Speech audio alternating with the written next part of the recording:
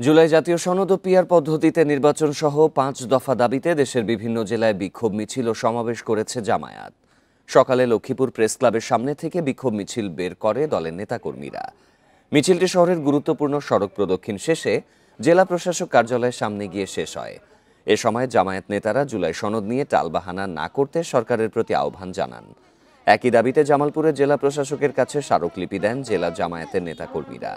এ সময় তারা পিআর পদ্ধতিতে নির্বাচন, লেভেল প্লেইং ফিল্ড নিশ্চিতের দাবি জানান।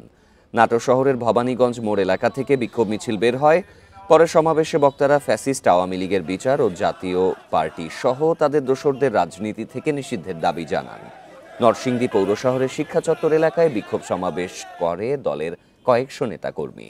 এছাড়া ঝালকাঠি, চাঁদপুর, ফরিদপুর সহ বিভিন্ন জেলায় বিক্ষোভ মিছিল ও সমাবেশ করে জামায়াত।